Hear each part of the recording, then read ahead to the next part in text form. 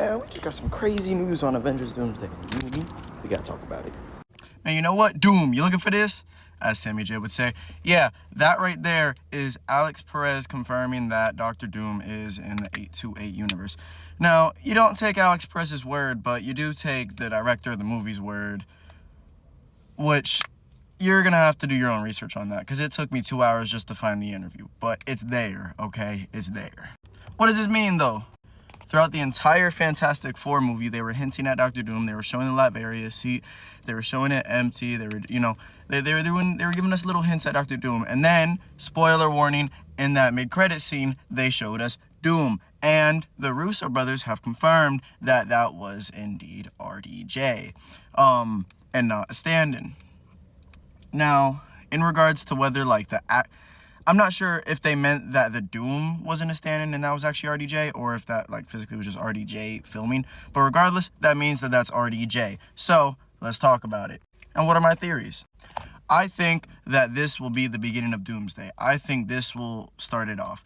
They will see this happen. He takes Franklin, and this starts the rivalry between them. The entire Secret Wars event. The entire Secret Wars conflict, you would say.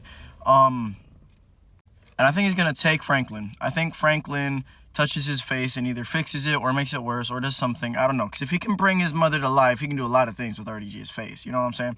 But I think that he takes him and he's just taking him across the multiverse, just causing incursion after incursion, bringing Doomsday. And during all this, I think that the Fantastic Four is trying to either A, follow him, or B, set up a team. So what I think happens is he goes to the X-Men universe first, the Fox universe, okay? That's where they meet everybody. That's where Pedro Pascal is fighting Nightcrawler, this, that, and third. And that universe will ultimately be destroyed. That incursion will happen, and it will be gone.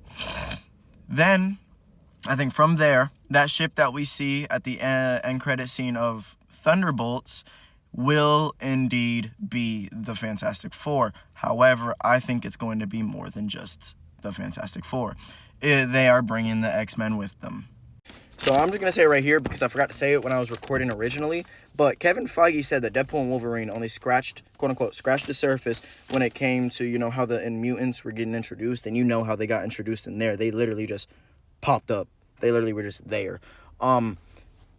Which can only give us, so much information, which just gives us a plethora of ideas for us to form and a plethora of ideas for them to enact. But says it